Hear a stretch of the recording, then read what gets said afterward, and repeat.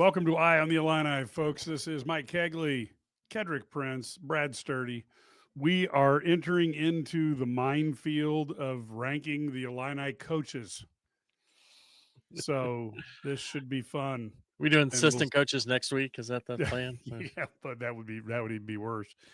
Jimmy Collins, Tony Yates versus Orlando Antigua. Holy cow. That could get just absolutely entertaining for no doubt. So we're going to talk about the top 5 Illini coaches of our memories. I think it's going to be a good one, folks, because we're just, this is 70s to now.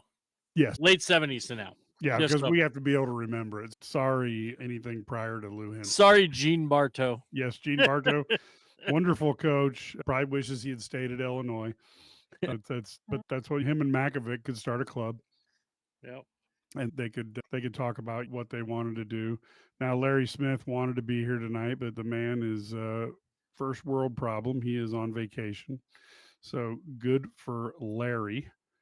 So let's take a look at the ratings, folks, as we start talking about the top coaches. Now, as we come in here at number 5, and by the way, we apologize when this thing scrunches, the slide kind of overlaps a little bit. Not supposed to do, it doesn't do that when you just have it in straight PowerPoint. At number 5, folks, we were in total agreement. Wow. Is that the first time ever? It may be. I think so. Maybe. Probably the only time. Yeah, probably the only time on this podcast tonight too, but wow.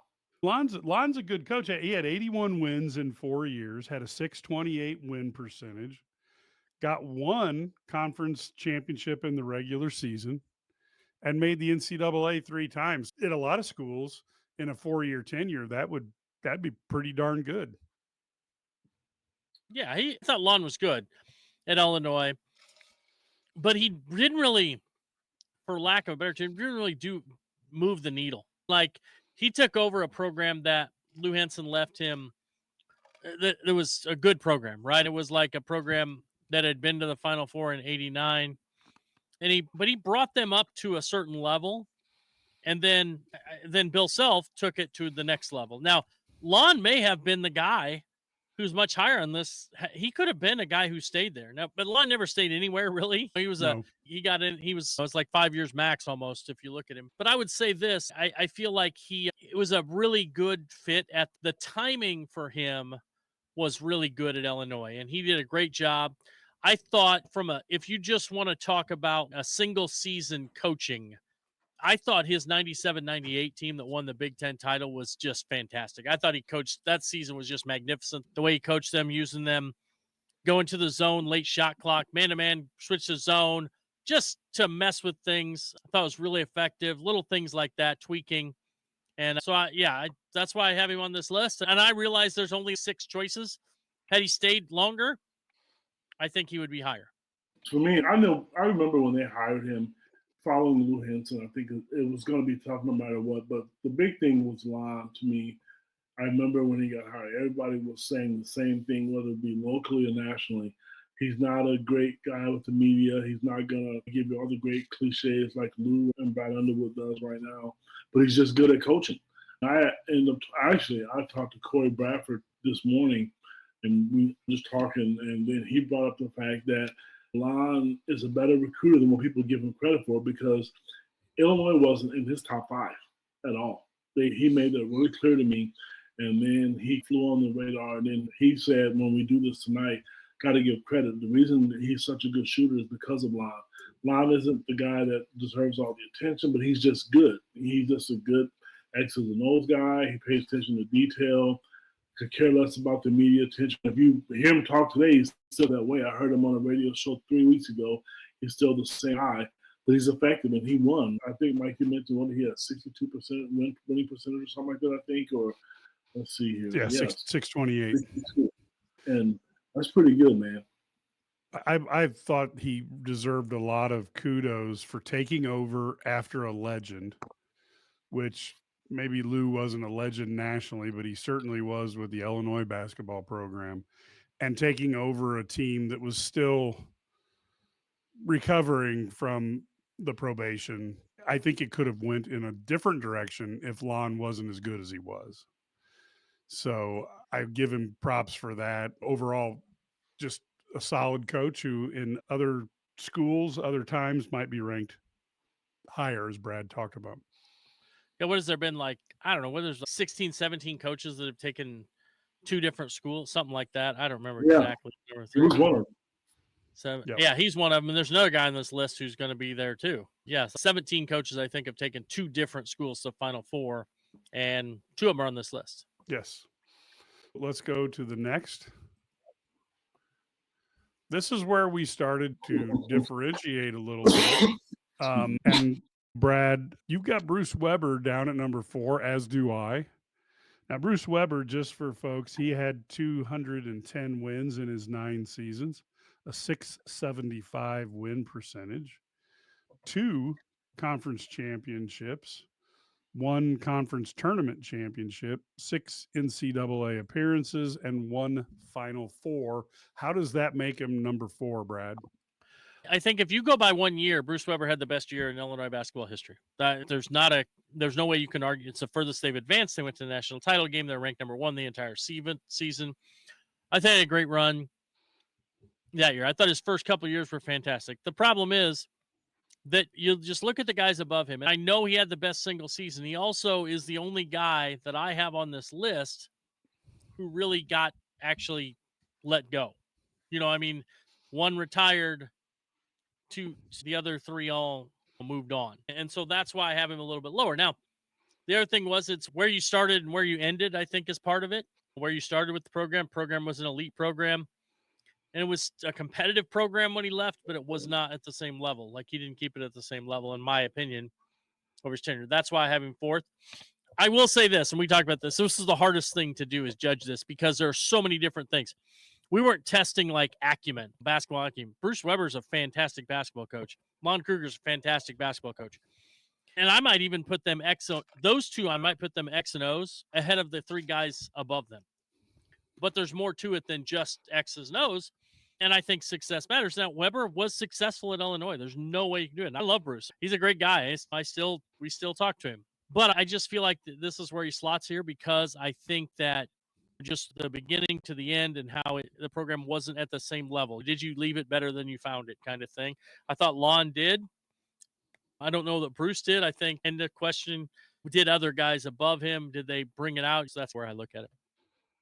Yeah, and I'll talk a little bit for Larry. Larry had Brad number 4, mainly because when you compared Weber and Underwood, Weber has 45 more wins with roughly the same number of losses, twice as many 24-win seasons. And so that was the reason there. And obviously a Final Four appearance, since we know Weber is ahead of Underwood. That would be his reasoning. Now, Ked, you went with Bill Self at number 4. What was your reasoning that? When you gave this to us, the thing I didn't want to do was make this out of a popularity contest. Because if you make this out of a popularity contest, it's going to be Brad Underwood and Bill Self. Okay, and we all know that. But the thing, I know people are probably going to think I fell off my rocker, but I'm just going to be honest with you guys. We all know how good of a coach Bill Self is. He was great at Kansas, but we're talking Illinois. Wasn't there very long, 3 or 4 years, I believe he was there for, 3 years. And we can talk about what could have been. That's not what this is. My list for me, and I'm just my own criteria, and I know how good of a coach he is, and he was great with communication, but he didn't take it all the way to a Final Four. They were very good at what he did. I think he's a hell of a recruiter. Brad mentioned X's and O's. I'm not saying anything negative against Bill, but I've never ever heard that about him. I've not seen that. He's a good coach. I just don't think, for me and my criteria, I'm looking for long term and what did he do when he was here.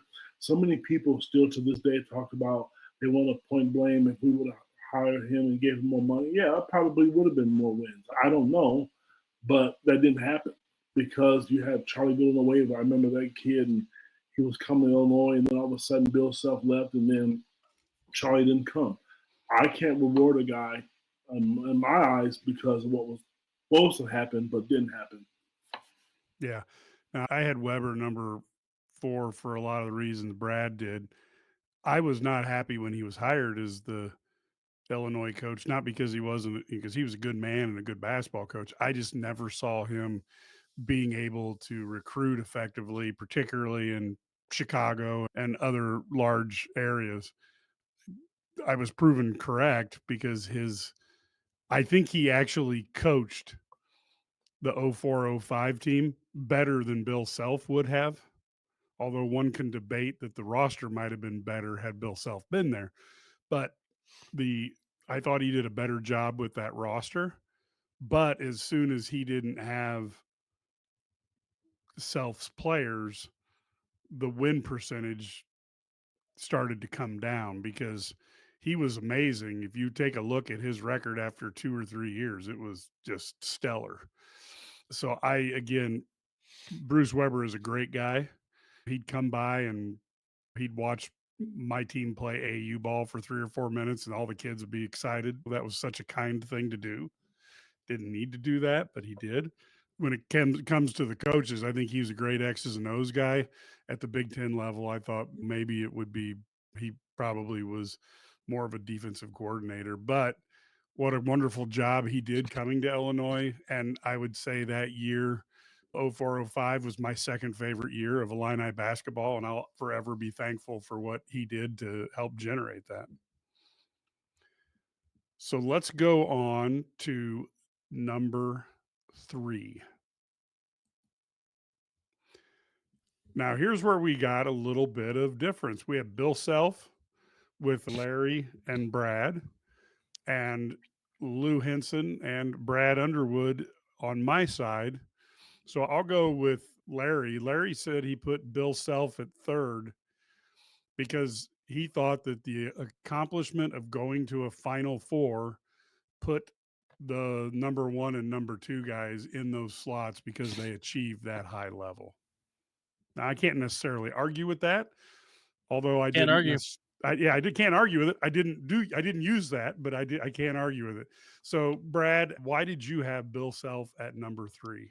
Although he's only there for 3 years, Self obviously won 2 Big Ten titles. He also got a second place finish. The negative would be he went to the Elite Eight, then the Sweet 16, then the round of 32. We got progressively worse, but I do think he left the program in a really good spot, at least as good as he found it, because he recruited the guys who were on the team that went to the Final Four in 04-05. So I think he gets at least a little bit of credit for putting those players in place. So that's why I have Self ahead of Weber.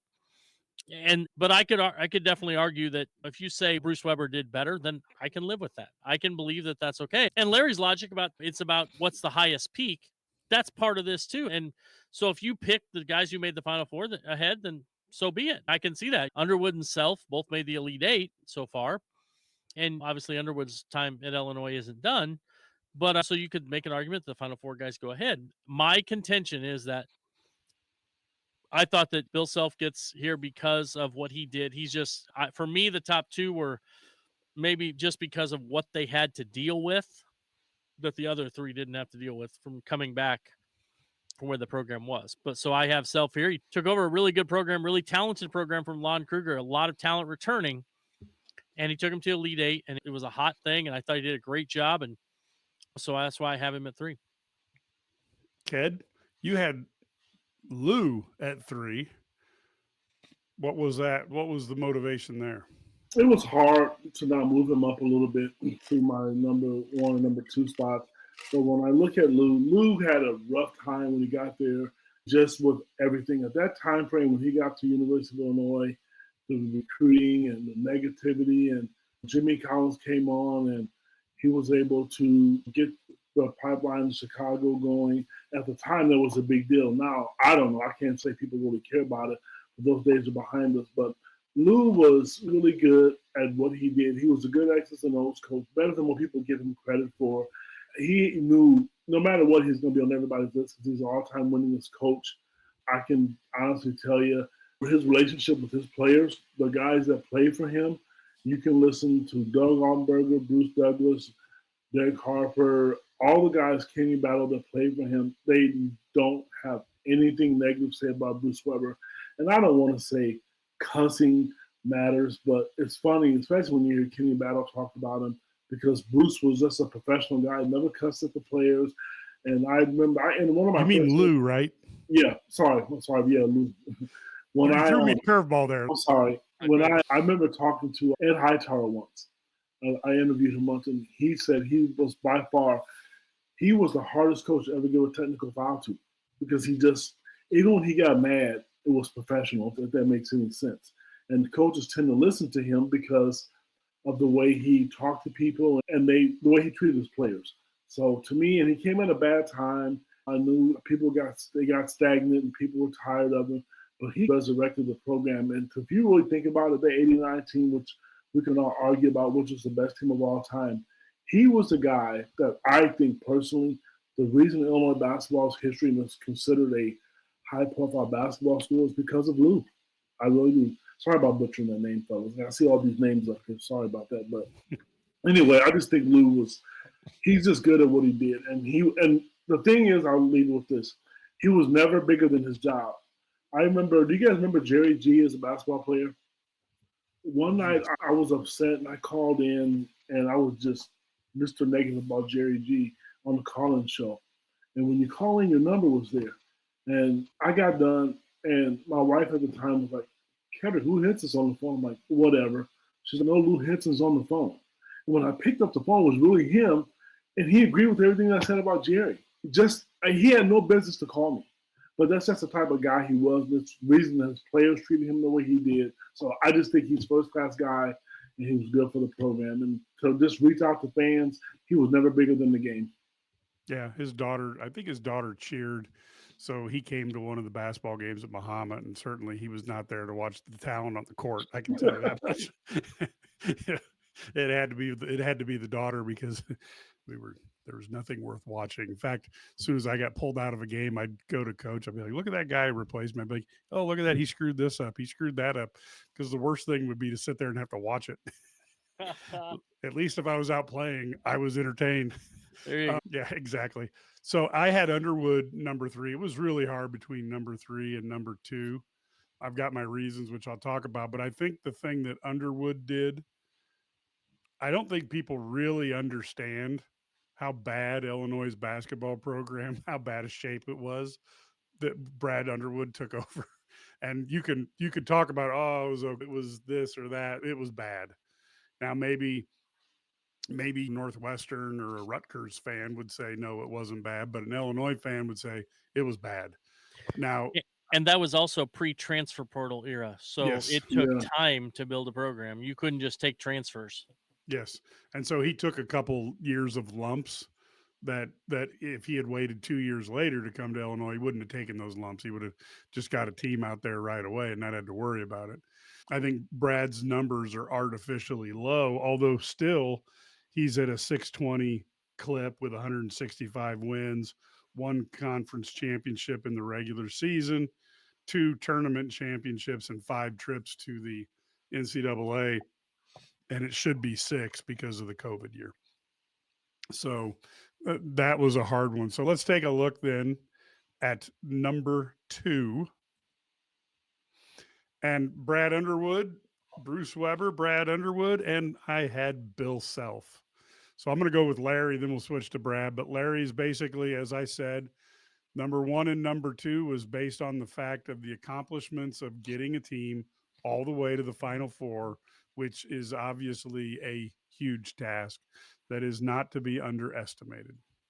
So that's how Bruce got there for Larry. And so, Brad, how did you have Brad Underwood number 2? I think Underwood, you talked about it. When the bloom was off the rose, when Brad Underwood took over the Illinois program. Yeah, that's to say lightly.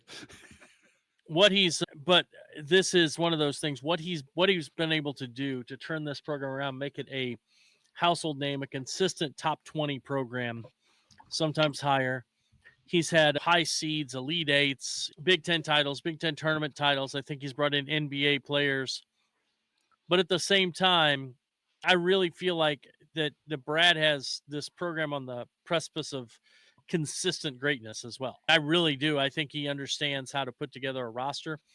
He adapts. His junior college days have taught him how to make quick transitions from one year to the next, because that's the way you have to do it at the JUCO level. He changes his style of play a little bit from year to year, whatever he tweaks and needs to tweak. And yeah, so that's why I have him where he is. And I think that, again, he's also got longevity. And if you look over his past, if you take out those first 2 seasons, I always think the first 2 seasons are the fault of the guy who you took over from to a certain extent, or sometimes the credit goes to them a little bit. If you take out those first 2 seasons when he was 12 and 21 and 14 and 18, now you're looking at a guy who's 139 and 62. His winning percentage gets closer to 70% winning percentage. Consistently, his worst Big Ten finish was last year when he finished tied for 7th with 12 and 8. But they've been 11 and 9, 12 and 8, 14 and 6, 13 and 7, 16 and 4, 15 and 5. Consistently one of the top teams in the Big Ten year after year. And that's when you know your program's at the right level. And that's why I think Brad's done a wonderful job. He also had the bad loss as a 1 seed. No question about it. The loss of Loyola, and that kind of tarnished everything. The Elite Eight run gave him some redemption. But consistently, I think that now you're looking at a guy who's Illinois is a consistent top program. And then you got to just continue to make that move. And I think he could be number 1 5 years from now on this list. Ked, your reasoning for Mr. Underwood?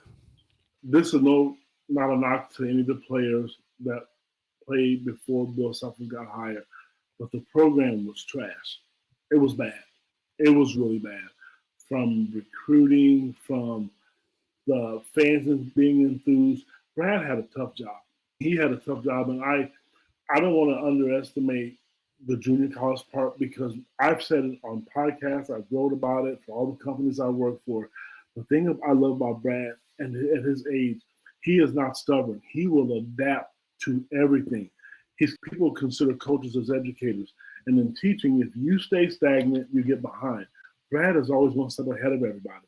And I've had a chance when Oven was open and they used to have all the players come down and talk to him. And he's a better X's and O's guy, or his philosophy and the way he sees things is a little bit better than what people give him credit for. He has really put Illinois basketball back on the map. It is a national brand. He made a comment to us once at a post-game press conference. It's sexy. Again, Illinois basketball is sexy. And he's right, because they're recruiting top 10 players in the country who are coming, not just getting offers and then kids are just saying, okay, yeah, I have an Illinois offer. He's getting guys in the NBA. The fans are there.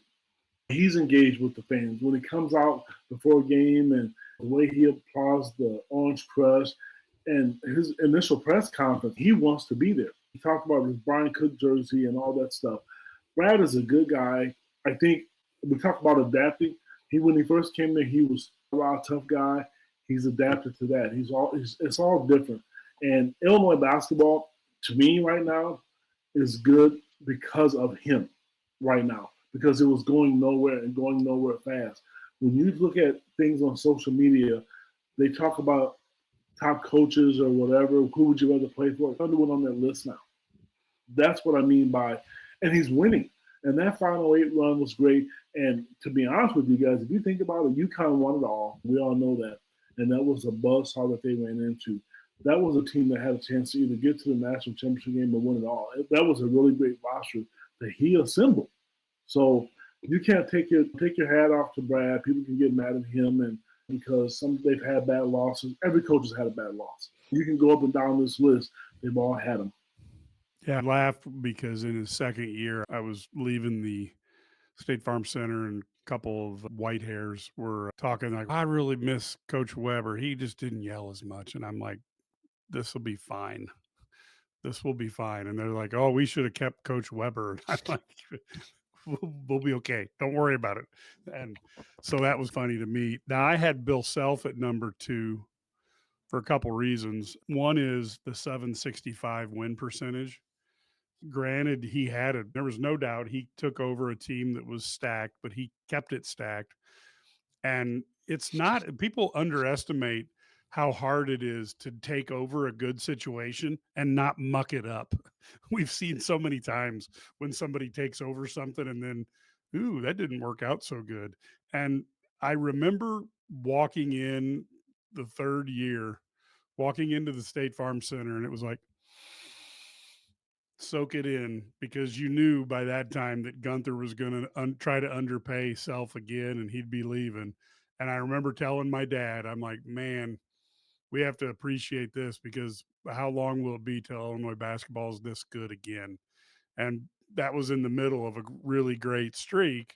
And now Underwood's starting to build for that same type of thing. But Self, in 2 conference championships in the regular season, a second place, and a tournament championship in 3 years, I thought he was incredible, but he did not have the challenges that Brad Underwood or Lou Henson faced. Not even close. Yeah, I agree. The one thing I think it's hard to put Self at the top for me, just because he's only here 3 years, and he didn't. Now, had he won a national title, Yeah, gone to a Final Four, you have a different argument. And I know, and I put him higher than Weber just because I thought he recruited there. he recruited the team that Weber took. Correct, no question. I think that's part of it. I also think you have to do something and a lot of times we are swayed by what they did outside of Illinois. Bill Self's won 2 national championships at Kansas. Lou Henson took another team to a Final Four as well. Lon Kruger's had taken 2 other teams to the Final Four. The team he didn't take to the Final Four was Illinois, but he did take Florida and Oklahoma there. So I look at what they did away from Illinois, and they were very successful, and there's no question. But when you just look at what they did at Illinois, I think that's why I have Bill a little bit lower than maybe some others, but right in the middle at 3. Yep. That's my take. And let's go see who is number 1.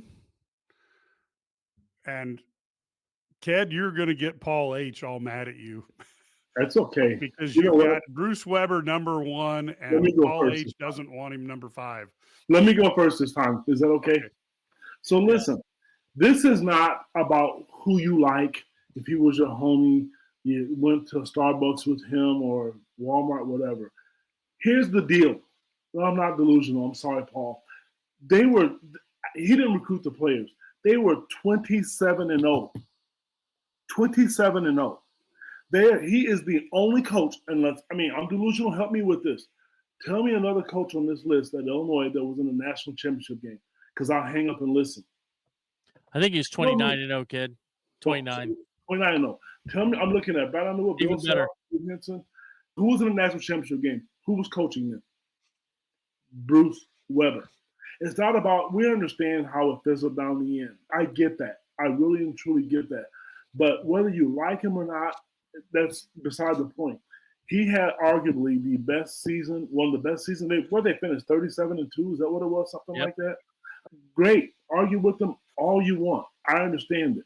But I'm not going to back down, because I knew when I put him on this list, everybody will say that. But I'm going to ask you, who's 29-0, and his winning percentage wasn't horrible. Yes. No. Ken, I have to ask you one question then. Yeah.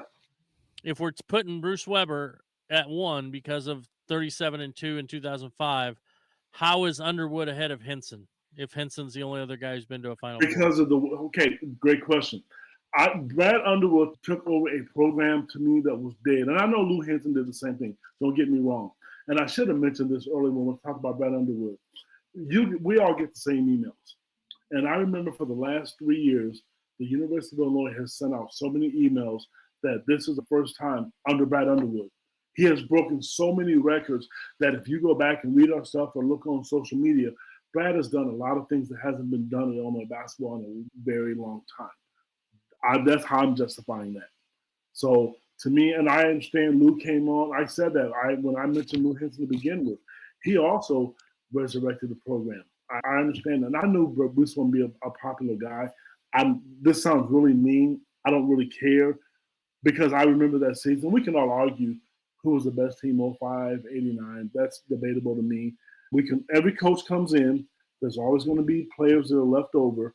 Bruce Weber took this team to a national championship game, and no one else on this list can say that. We can blame the fouls on Sean May all the hell we want. That was a national championship game, and I'm waiting for somebody to tell me who else was there. I was there. Oh, you meant does that count? No, Of I course. think, yeah, no, I understand your logic there. I think if you're just looking for that singular season, that was probably the greatest season. So I put Lou because I feel like he did the same thing that Brad did because he took over a program that was a very bad program in But the it might have 70s. been worse, Brad.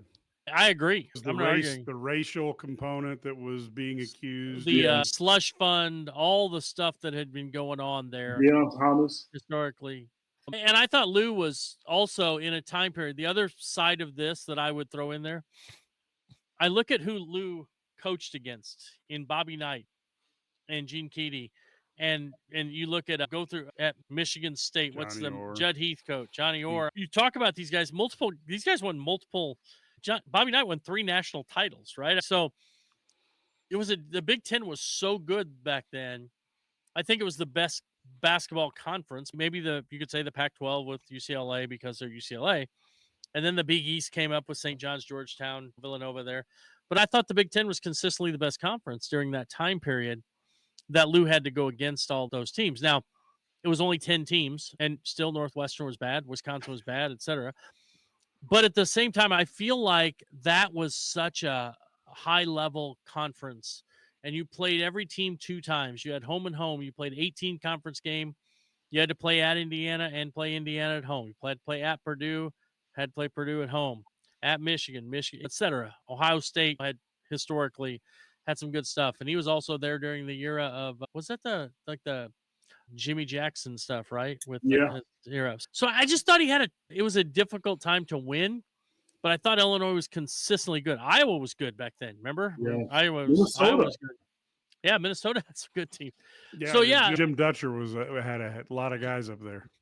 yeah. So that's what I would say. I feel like I thought Lou had it was tough for him. He was never the most, but he was just such a good dude. Never the most charismatic guy when it came to recruiting and stuff.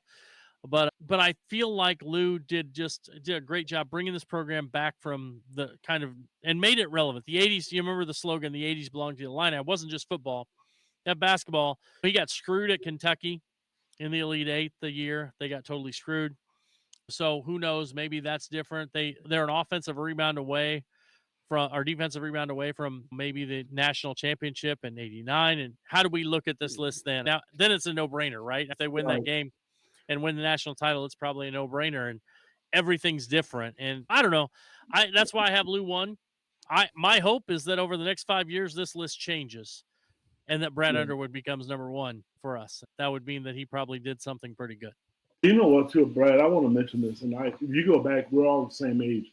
If you mentioned this, and this is an important part. Mike's much older than me, kid.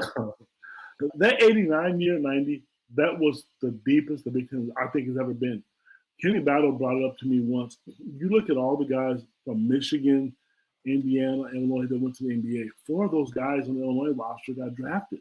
They played in the NBA. So it was good then. And you're right, Lou had talent too. So it wasn't that he was competing against them with dry eggs. He had talent himself. But basketball is great now. And to the young people who are listening to this, they probably think, yeah, whatever, you guys are old. But I'm going to tell you, that 89, 90 season, there was just talent up and down the roster. When Ramil Robinson from Michigan and just Lloyd Vault, they were just really good. Iowa with Ed Horton and B.J. Armstrong. It was just every night you had to bring it the way it is now. Because Brad, you mentioned how bad Northwestern was. Northwestern's pretty good now. There's hardly any teams in. I personally thought one of the worst teams in the Big Ten last year was Washington in all sports. And now they're coming up in women's basketball. They're coming up in men's basketball and in football. So you got to bring it. And Brad Underwood has mentioned that a couple times too. Not that it was stressful, but you have to bring it every day or you're going to get beat. It doesn't matter how good you are. If you got the number 1 player in the country, you have to be ready to bring it. And I personally thought the list that we have here, and even with Bruce Weber, again, I know it wasn't a popular pick. And it wasn't just 1 year. He didn't just have one great year. He won games. We look at he was there 9 years, I believe, and he won 67% of his games. But I think the way he went out, and he went to the NCAA tournament 6 times, it's easy to just say we don't like him because he fizzled down the stretch. And let's be honest, he didn't like recruiting. I mean, he'll tell you that. And I'll make this one last comment about Bruce Weber. I went to one of his coaching clinics, and I'm gonna tell you, Mike, you've had a chance to play against me and things, and the thing is, I learned about Bruce. He adapted well, but he was always a student of the game. He told us in that coaching clinic, the day you become too arrogant to think that you're better than the game and not listen to people who are below you, above you, or equal than you, you're never going to be successful. And I still believe in that philosophy right now. I think Brad Underwood may not say that, but that's the way he coaches. Yeah, I go back to Henson again. He took over such a mess. You got the slush fund tendrils still there. You had the racial component of Chicago versus downstate Illinois. A lot of things going on. And when you talk about the what ifs, maybe the greatest what if in Illinois basketball is what if Ben Wilson doesn't get shot? Because you put Ben Wilson, folks. I had the distinct pleasure of watching him in the Prairie State games up close and personal. And I've told this to people. He was the closest thing, the best non-pro player I've seen live is Magic Johnson.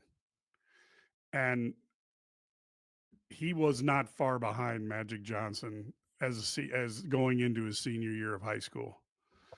That kid could do freaking everything. And you wonder what would have happened if you throw him into that mix. Yeah.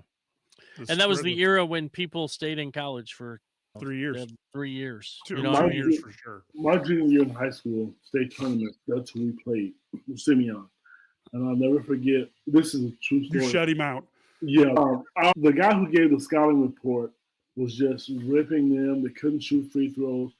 I don't even know if he even mentioned Ben Wilson's name. I'm going to be honest with you. After that game, we got back home. That dude got fired. They fired that coach because Simeon was one of the best coach teams, and they could shoot free throws, and everybody had the same philosophy. Let's call a spade a spade. Mike, you talk about the racism, Chicago versus down south. Everybody said the same thing. Chicago was just street ball. And the Chicago coaches took that to heart. Sonny Cox, they all did. Who's the guy in the purple suit? Who was at Thornton? I forget his name right now. It slips my mind. Rocky Hill. They took that to heart because they knew people were saying that about them. So their coaching became a lot better. Oh, was that Hambrick there at that time? Yeah, Bob Hambrick. Yeah, because he was phenomenal. He was, no offense to Sonny, but Sonny wasn't in Bob's class. No. Hambrick. How about Simeon? We talk about Simeon, Coach Bob Hambrick, and then you move on to Robert Smith. Yeah. Those guys taught.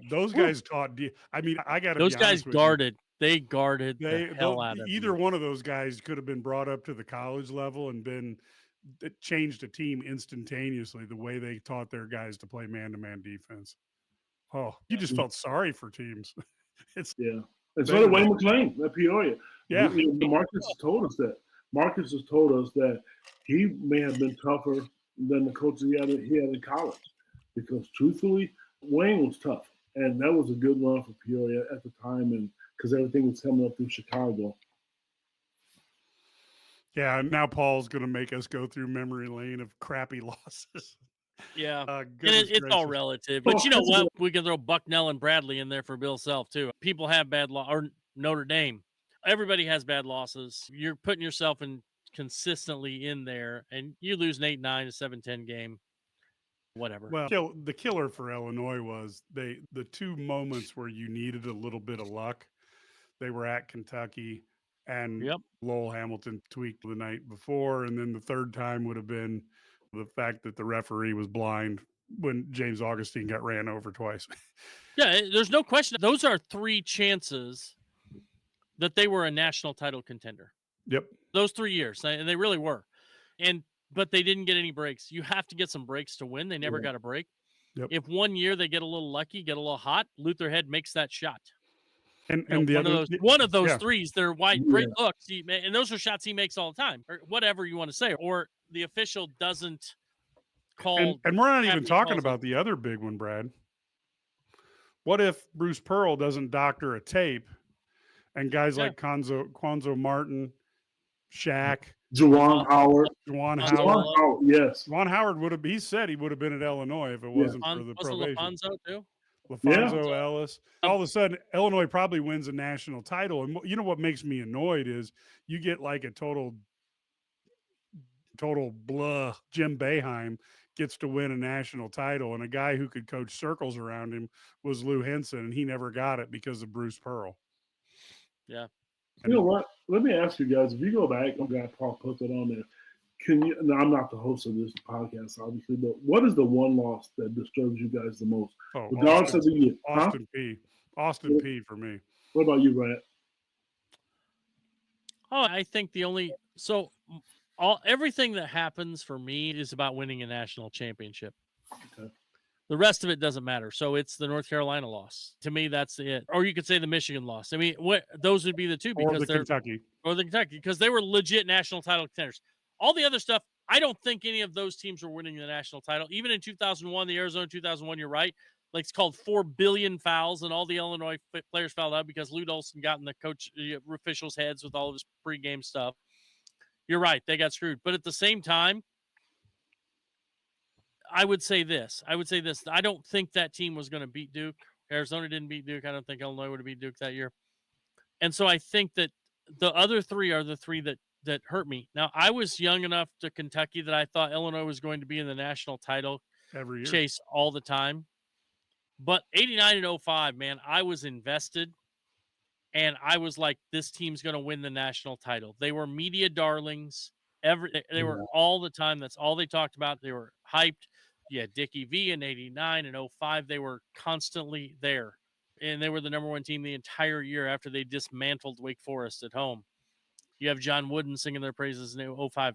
Those were the 2 years I really thought that team was winning. I thought both those teams were winning national titles. I really did.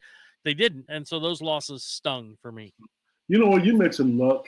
And I agree. A lot of people think it's got to be X's and O's. Here's why I think you need luck. You look at the Arizona game when they were in Chicago. I bet you probably 3,000 fans left that arena. They thought that game was over. And then you just saw Darren throwing spin passes from 20 feet to D-Brow for a layup and everything. At the time, I had my orange Kool-Aid glasses on.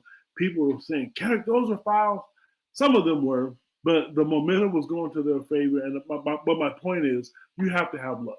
And that was some of the luck that went with them. My loss, and since Brad, you mentioned the national championship games, that does matter. But the loss that just literally, I remember at my mom's house, she literally made me get in my car and leave, was when John Gross was there. I think they played Alabama. Was it in the NIT or something like that? It was embarrassing. It wasn't the Duke loss this year for me. It wasn't even the Loyola loss. The way Illinois played back then, that just irritated the hell out of me. That loss will never, ever. I don't know. And the players, I felt bad for them. They looked like they quit. I think it was Alabama, Arkansas. I don't know. Maybe it was Alabama, but it was an NIT game. But that was just awful to me. That was one of the worst losses. Kentucky lost, yeah, it stings. But if I didn't have to say that one, that 89 team, Illinois was probably arguably the best team, and they should have got to the national championship game. Yeah, another year of Harper. That's a good point by Aaron. Another year of Harper would have been good. Because, like I said, Illinois is always, they just haven't gotten that one break that they needed. Now, for the final thing, I guess that we should probably go and see. Here's what the actual ratings were. And Lon Kruger ended up number 5. But Lou Henson, number 1, Underwood and Weber tied.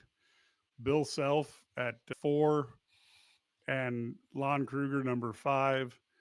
So a few IlliniGuys subscribers going to be all over us for this one. Why? Why do you say that?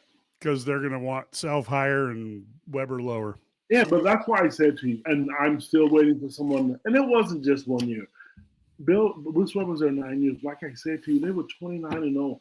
Illinois was everybody thought they had a chance to win a national title. I'll tell you what, when Terrence Shannon was there, 2 years ago, that team to me was just as special as the 01 team and the 05 team. That team was really good. But sometimes, like Brad mentioned, you have to have the breaks go your way. And sometimes they don't.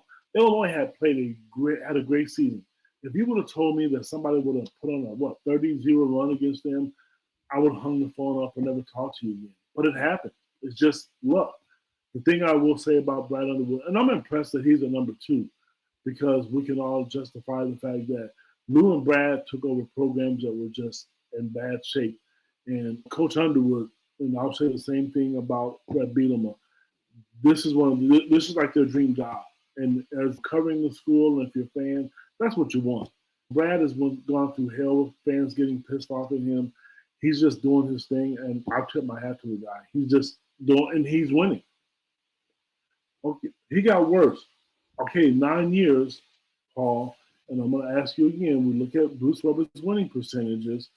Bruce Weber has a 675 winning percentage. Okay, it's better than Brad Underwood's right now. I hate to say that. It really is. And it's better than Lou Henson. And again, they were in the national title game. I'm really sorry. Yeah, it just comes down to how you judge where you took over and what you hand off. But there's like a lot of different ways you could look at this. So Sure. I think this was a good one. And obviously, if Kewan Garris hadn't been injured, yeah, that's another thing. Here's the thing. I think they were trying, at that point, they were trying to find a reason to get Lou to retire. They couldn't fire him, but they wanted him to retire. So it was the thing. And the timing was actually pretty good, although Lou did go coach again. Timing was good to get a guy like Alon Kruger, who was, I think, a really good coach. He was a good transition to a different era with Bill Self, and Bill Self took it to another level, no question. So, yeah, I think it was good. And then I look at when Weber was fired, although you can say he still had he still had, and I know a lot. We're having the reunion actually in 2 weeks? Shoot, it's almost just a little over 2 weeks away. 20-year reunion. And I think a lot of it is there was so much kind of animosity towards him at the end by a lot of fans. A lot of fans still love him even today. But I think that at the end of the day, I think having this time of 20 years away, I think will be good. It'll be good to get those guys back. Not just players, but also those coaches who were here then and the coaches who were a part of that. So, yeah, I think it's good. And I don't know. I think that it'll be good to get that transition. Maybe that'll help people heal a little bit because there's still anger. And I always thought Brad Underwood making the Elite Eight would help that, get rid of that. Because we never got through it with John Gross, right? Gross never made the NCAA tournament after his first year. Of course, he did it ironically, with Weber's players the first year, right? Yep. Which is ironic. But yeah, it's the end of the day. I think that now we can make that transition. I think Bruce was a really good coach and deserves all the accolades, coach of the year and all that stuff. But I think he's happy where he's at too. Kind of he's a grandpa and living the dream of an announcer. And I think he does a pretty good job. Yep. Yeah, I think this was a lot of fun. Definitely. And yes, Mike Thomas did sabotage that last year. And Mike Thomas did a good job of undermining Ron Zook as well. Mike Thomas was just, I'm not a big fan of Ron Gunther, and Illinois found a way to hire a guy that made me pine for Ron Gunther. So there you have it. The most impossible thing. I got some good stories about working around Mike Thomas. Wow. That guy was a piece of work. Again, it's one of those things. Any final thoughts, Brad or Ked? I guess the one thing we should talk about is the Associated Press has the Fighting Illini football team under head coach Brett Bielema at a number 12 ranking, which is one of the highest, since 1990 or something, the highest they've been ranked in the preseason. Really pretty impressive for the Illini to garner some respect like that. Now it's just a matter of coming through and capitalizing on it. Totally agree. Fun. It's really cool to have this hype. 12th in the AP, 12th in the coaches poll. The thing that's really cool right now, if they can come out and get off to and do what they're supposed to do in the first few weeks and get to that, if they're undefeated heading into the Ohio State game, that might be the biggest game we've ever seen in Memorial Stadium. Seriously. Gotta go back to the 83 season when you had those. Yeah, Michigan, Iowa, Ohio State. Yeah, could be. But I might put this one higher because I think you're going to see both teams ranked in the top 5 at that point. If Illinois is undefeated at that point, because everybody's going to lose, right? If they can win. Now, they got some tough games before that, whether it's Indiana or USC or whoever, Duke, at Indiana or USC. But, man, I don't know. Yeah. Now, you look at the top 12, Illinois number 12, The last time they were ranked higher than that was 1990 when they were ranked number 11 in the preseason poll, and then 1985 when they were ranked number 11. You know, 1985 didn't work out so great. The thing that's interesting to me about this poll, the changing of the guards. When was the last time you said Illinois 12th and Iowa not even on the list? And where I live at, that's just people are just amazed by that. Illinois is literally they've not replaced them, but they've replaced Iowa and Wisconsin. Brett has done a hell of a job of putting Illinois football, back on the map where they're competitive. I'm not saying they're going to be ranked in the top 10 every year, but they're going to be competitive every single year just with his coaching. And I think people make fun of him and the Arkansas fans. I know they have to be unhappy because he did it. He did it. What's tough about these athletic directors, if a coach has a 1 year, a bad year, the booster starts complaining because they paid the bills and they want to fire a guy. You can't do that. And the thing I like about Josh Whitman, and I'll end with this, he literally has hired, just volleyball and softball and baseball and golf, we understand that. But the three sports we talked about is men's, women's basketball, and football. He hired 3 guys that are program builders, and they've done it. And I don't know who's probably had the tough. Shauna Green probably had the tougher job. Let's be honest. I guess she probably had the tougher job. But he hired guys that can build a program and can do it and sustain it. Not just 1 year wonders, and you hire them, and then the next year you got to worry about it if they can make the tournament or if they'll win 4 football games or whatever. So kudos to Josh because these are program builders. So here's another question for you. Talking about that kind of situation for Whitman, does that show why you should show some patience with people? Because his first hire for each sport I guess he didn't hire Gross, but he kept Gross. He hired Lovey. He hired Nancy Faye. They were objectively bad. Yeah. And so I think that you kind of look at it and I don't know. I mean, it's interesting. That's why you kind of got to be patient. Let guys find their wheelhouse and get their guys in place. And it takes a little bit of time. And now you're rolling. And it'll be interesting to see because he does have some programs with issues. Yep, that he's going to have to deal with. And we'll see where it goes. I think it's a big year for volleyball this year for Chris. You know the thing about volleyball, I was going to mention that last week, and I don't want to make the coach mad. I think he's a good coach. I think they just need better recruiting. I just think they really struggle. And then the transfer portal, Illinois has had some success. I think that's the big downfall with him. And Thomas has had, obviously, he had Illinois. He's had some good runs. He had a good run at Illinois before. And so I think that's a big program. Softball is obviously an issue right now. They've been on the struggle bus for a couple of years. I had a team a couple of years ago that was expected to be really good and was not. It's been a bit of a struggle, and they were objectively on struggle bus. And so I think a lot of that is going to be, we'll see what Whitman does there. Soccer had legendary coach in Janet Rayfield, and he made a smooth transition to get a new coach in place. We'll see how, I think. So this is his person now. So gets the credit for that. And obviously, we haven't mentioned track and field. What a great hire that was. That program is rolling. So I think that wrestling is in a good place. I think they've done a good job, had another Big Ten champion, national champion. So this is what you want all your programs to be successful, start moving up in that Director's Cup. Like Ked mentioned, it's the big 3 that we talk about. Those are the kind of the ones that he's got rolling right now on both sides of campus there. Both sides of the street. And that's the way we like it. But when you have these two, especially when you got the football and basketball team from the men's side rocking and rolling, that makes campus better. Now you got Shauna Green doing the same thing in basketball. It'd be nice to have volleyball clicking, and then, the rest will take care of itself. Folks, that's pretty much the show for this evening. Thank you, everybody, for jumping on board. We thought it was a lot of fun to do this, and I know that we enjoy doing these type of things. Thanks to that goes out to Bill Gardner for suggesting that we do this.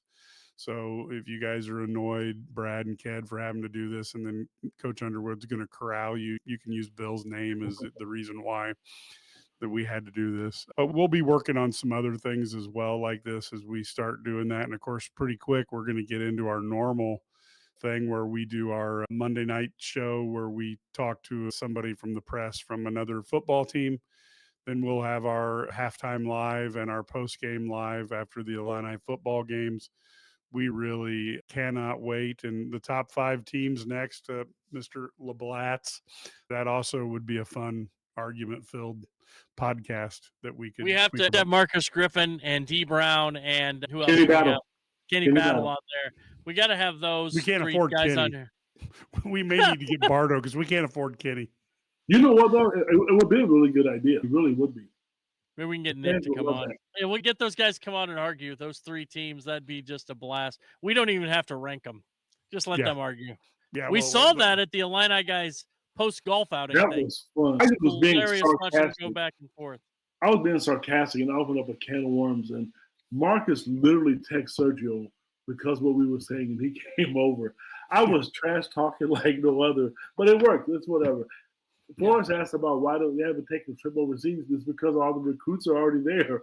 They've already been overseas. Those guys want to take a homecoming trip. No, of course you can only take one every 4 or 5 years, 4 years, 5 years. That's what they can only do it that often. So they will every time they get an opportunity. Obviously they're going to do it. So they're going to recruit guys from those teams. So.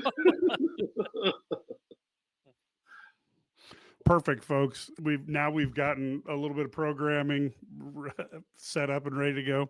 Now we just got to stay away from these guys so we don't get squished in the collateral damage here.